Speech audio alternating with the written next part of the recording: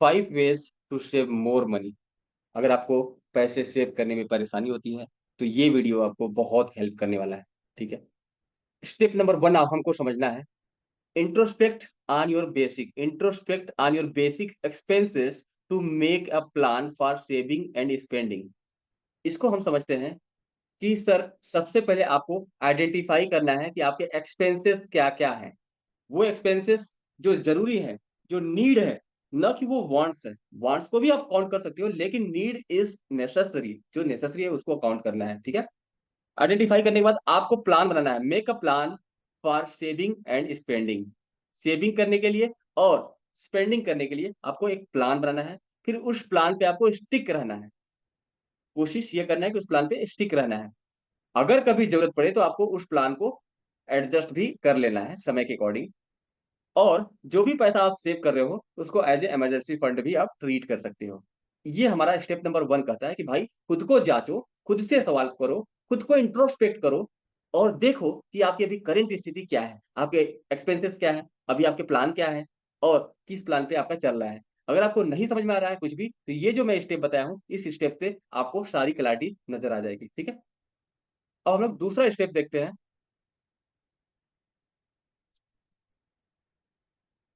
दूसरा स्टेप है automate your saving when you get पे चेक।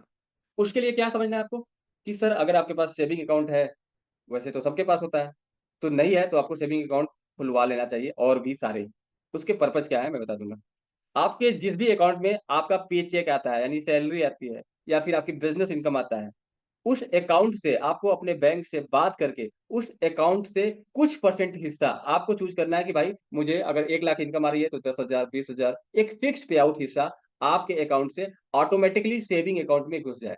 ये एवरी मंथ हो। ठीक है, जिससे क्या होगा आपका सेविंग जो है ऑटोमेट हो जाएगा, आपको पता भी नहीं चलेगा। ठीक है, पे योर सेल्फ फर्स्ट। सबसे पहले आपको खुद को पे करना है। खुद को किस रूप में पे करना है, जिस रूप में मैं बोल रहा हूँ इस तरीके से पे करना है। ठीक है, देन फॉरगेट अबाउट इट। इसके बाद आपको भूल जाना है क्योंकि आपने एक सिस्टम बना दिया। सिस्टम क्या बनाया कि आपके पास एक अकाउंट है जहां पे पैसा आया, आपके अकाउंट में पैसा आया, इस अकाउंट से आपके सेविंग अकाउंट में ऑटोमेटिकली ट्रांसफर हो गया, ऑटोमेटिकली ट्रांसफर हो गया। आपने ऐसा सेटअप कर दिया। ठीक है, this is the system to save more money. Next क्या है,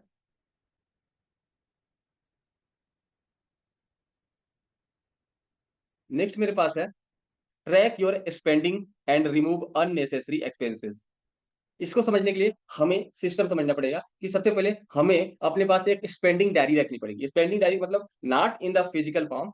आज के डिजिटल जमाने में बहुत सारे तरीके हैं जिसको आप गूगल पे सर्च कर सकते हो, बहुत सारे एप्लीकेशंस आते हैं, एक्सेल शीट पे मैनेज किया जा सकता है, there are lot of ways right. फिर आपको कैटेगराइज करना है अपने एक्सपेंसेस को। फिर अपने स्पेंडिंग को एनालाइज करना है कि भाई मेरा स्पेंडिंग सही चल रहा है या नहीं चल रहा है। ठीक है, अगर गलत चल रहा है तो आपको अपनी स्पेंडिंग को अननेसेसरी जो स्पेंडिंग है उसको कट कर देना है। फिर आपको बजट बनाना है। अगेन आपको देखना है कि अगर कोई अननेसेसरी स्पेंडिंग हो रहा है उसको फिर से कट करना है। आपको कोशिश करना है। वैसे तो डिस्काउंट इंडिया में बहुत ज्यादा चलता ही है, लेकिन इसका उपयोग हर इंसान को करना चाहिए, चाहे वो अमीर इंसान हो या फिर कंफर्टेबल वाले लाइफ वाले इंसान हो, मिडिल क्लास हो, किसी को भी, क्योंकि हर इंसान डिस्काउंट पसंद करता है। ठीक है, तो कोशिश करना चाहिए कि डिस्काउंट वाली चीजों को खरीदना चाहिए। कुक एट होम, क्योंकि अगर हम फैशन में रहेंगे तो हमारा फाइनेंशियल डिसिप्लिन बिगड़ सकता है, इसलिए कोशिश ये करना है कि आपको अपने घर पे ही ज्यादा खाना खाना है। ठीक है, रिव्यू एंड एडजस्ट। जो भी आपने प्लान सेटअप किया है उसको रिव्यू करना है। अगर आपको लगता है कि इसको एडजस्ट करना चाहिए तो एडजस्ट कर लेना चाहिए, लेकिन बार बार ये प्रक्रिया नहीं दोहराना चाहिए, नहीं तो आपका पूरा सिस्टम खराब हो सकता है। सिर्फ और सिर्फ जब जरूरत हो तभी एडजस्ट करना चाहिए। ठीक है, फिर अगला अगला मेरे पास तरीका क्या है। अगला करा create your financial goal and save more.